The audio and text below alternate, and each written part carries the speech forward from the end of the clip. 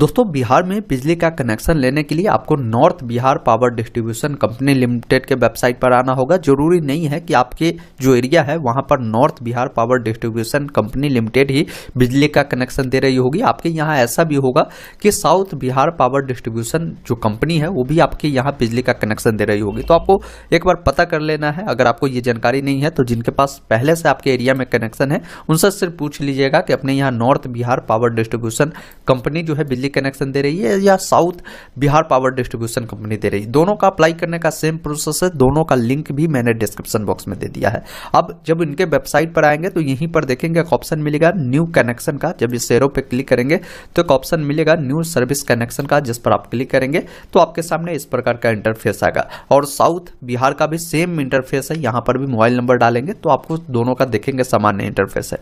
देखिए सबसे पहले आपको मोबाइल नंबर देना है, तो मोबाइल नंबर वो दीजिएगा जो आप चाहते हैं अपने कनेक्शन से रजिस्टर करना। और इन्होंने क्लियर बताया है कि आपको किसी भी प्रकार की कोई फिजिकल रूप से कहीं विजिट करने की आपकी ज़रूरत नहीं है अगर आप पूरी डिटेल सही से फिल करते हैं तो इसलिए अगर आप घर बैठे चाहते कनेक्शन लेना तो आपको ज़्यादा परेशान नहीं होना, कहीं आपको विजिट नहीं करना है। यहाँ पर देखिए सबसे पहले आपको अपना मोबाइल नंबर देना है, वही नंबर आपके कनेक्शन से जुड़ जाएगा। आपको अपना डिस्ट्रिक्ट बताना है कि किस डिस्ट्रिक्ट से आप बिलोंग करते हैं। एक ऑप्शन मिलेगा जनरेट OTP का, जिस पर क्लिक करना है। आपके नंबर पर एक OTP भेजा गया होगा, OTP को यहाँ पर फिल करेंगे। देखिए अब आपको कनेक्शन का टाइप बताना है कि आपको किस प्रकार का कनेक्शन लेना है। तो देखिए अलग अलग कनेक्शन आपके काम के अकॉर्डिंग हो सकता है। पहला डोमेस्टिक है। अगर आप एक नया घर बनाए हैं, अपने घर के लिए कनेक्शन लेना चाहते हैं तो आप डोमेस्टिक को चुनिएगा। अगर आपने किसी भी प्रकार का कोई उद्योग किया है, कोई इंडस्ट्री लगाया है जो बड़े पैमाने पर है, वहाँ की बिजली की जो आवश्यकता है आपको बड़े स्तर पर है, तो इंडस्ट्री आप चुनेंगे।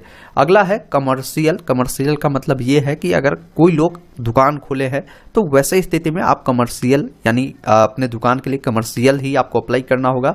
हर घर नल जो अभी नल जल चलता है उसके लिए आप ले सकते हैं। एक है पब्लिक वाटर वर्क्स। अब बहुत सारे ऐसे लोग हैं जो चाहते कृषि के लिए यहाँ पर कनेक्शन लेना, तो वो इस ऑप्शन को चुनते, तो ये बिल्कुल गलत है। क्योंकि देखिए कृषि के लिए पहले यहाँ पर ऑप्शन हुआ करता था, लेकिन अभी ऑनलाइन जो प्रोसेस है उसको बंद कर दिया गया है।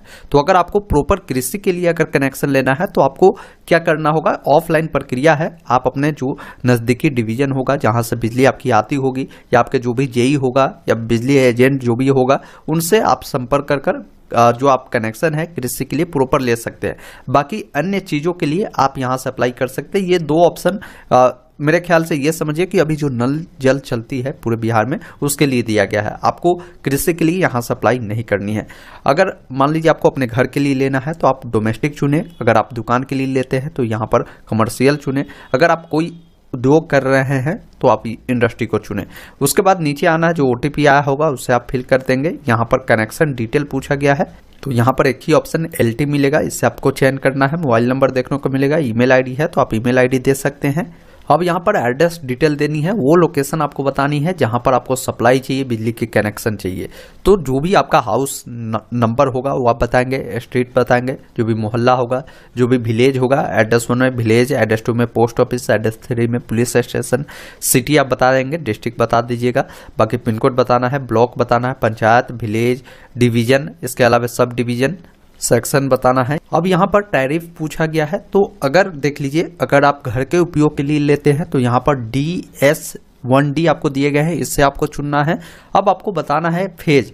तो फेज आपका या तो आप सिंगल फेज ले सकते हैं या आप 3 फेज ले सकते हैं। तो आप अपने अकॉर्डिंग, आप अपने उपयोग के अकॉर्डिंग यहाँ से आप चयन करेंगे। सिंगल फेज लेते हैं तो लोड आपको पूछा गया कि कितना लोड आपका है। तो घरेलू उपयोग में 1 kV लोड इनफ होता है, आप 1 kV लोड ले सकते हैं। वही अगर कोई कमर्शियल लेते हैं, अपने दुकान के लिए लेते हैं, तो आप यहाँ पर टैरिफ वाले में आपको क्या है कि NDS1D जो ऑप्शन है इससे आपको चयन करना है। फेज आपको बताना है कि सिंगल फेज या 3 फेज लेना है। बाकी यहाँ पर लोड बताना है, तो आप अपने अकॉर्डिंग बताएंगे। जैसे 1 किलोवाट का आप ले सकते हैं तो 1 किलोवाट आप यहाँ पर लिखेंगे। तो ये इनके लिए है जो कमर्शियल कनेक्शन अपने दुकान के लिए ले रहे हैं। बाकी घर के लिए DS1D और यहाँ पर आप लोड जो है 1 किलोवाट आप यहाँ पर बता देंगे। बाकी यहाँ पर देखिए कुछ डिटेल अप्लीकेंट का पूछा गया कि जिनके नाम से कनेक्शन ले रहे हैं वो पुरुष है या महिला है, उसकी जानकारी देनी है।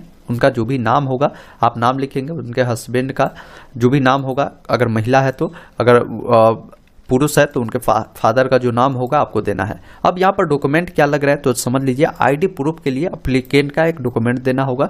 डॉक्यूमेंट आपका जो होगा ये 500 KB में होगा, PDF फॉर्मेट में आप दे सकते हैं, JPG फॉर्मेट में आपको देना है, ये ध्यान रखिएगा। बाकी यहाँ पर देखिए डॉक्यूमेंट में क्या क्या आईडी प्रूफ में लगा सकते हैं, जैसे पासपोर्ट है, पैन कार्ड है, आपके पास आधार कार्ड है या वोटर ID कार्ड है, ड्राइविंग लाइसेंस है, इनमें से कोई भी आप दे सकते हैं। जैसे मान लीजिए आधार कार्ड सबके पास होता है, आधार कार्ड आप यहाँ पर चूज करें। आधार कार्ड क्या करें, आगे और पीछे दोनों साइड को अच्छे से स्कैन करें और उसको यहाँ पर आपको अपलोड कर देना है, JPG फॉर्मेट में आप इसे लगा दीजिएगा। बाकी यहाँ पर बताया गया है कि एड्रेस प्रूफ के लिए भी आपको एक डॉक्यूमेंट आपको देने होंगे। अब इसमें क्या दे सकते हैं, तो इसमें भी आप आधार कार्ड दे सकते हैं, voter ID card, ration card, इतने सारे ऑप्शन है। आप जो भी देना चाहते हैं उससे आप यहाँ पर चयन करें। अब जैसे आधार कार्ड अगर चुनते हैं तो आधार का ये जो आगे वाला पेज है उसे यहाँ पर अपलोड करें और पीछे वाला जो पेज है आपको यहाँ पर अपलोड करना है। अलग अलग यहाँ पर ऑप्शन आपको दिए गए हैं। नीचे आना है, जो भी एप्लीकेंट है यानी जिनके नाम से अप्लाई करते हैं उनका एक पासपोर्ट साइज का फोटो आपको देना है।